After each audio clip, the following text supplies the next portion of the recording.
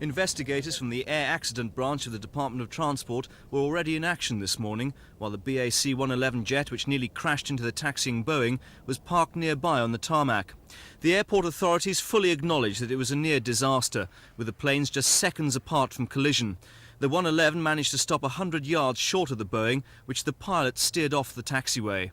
The air traffic controller was very alert in noticing that the 111 on its approach appeared to be aligned up with the taxiway rather than the runway, and he immediately and very promptly instructed the pilot of the British Airways Boeing 737, which was already on the taxiway, but right at the other end of it, I should say, to turn off the taxiway onto the grass.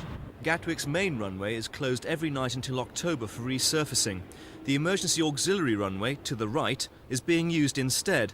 It means pilots have to use their own skill and judgment rather than an instrument landing system used on the main runway. But the pilot of the British Island 111 was experienced and visibility was good. The crews had been with us some considerable time. The captain of the aircraft had been flying for 30 years. He was ex-Royal Air Force instructor, in fact.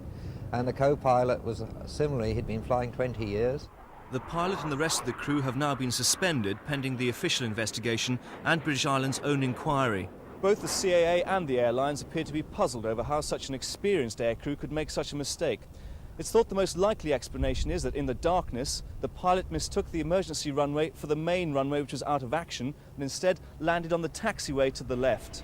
Investigations will centre on how the emergency runway is operated.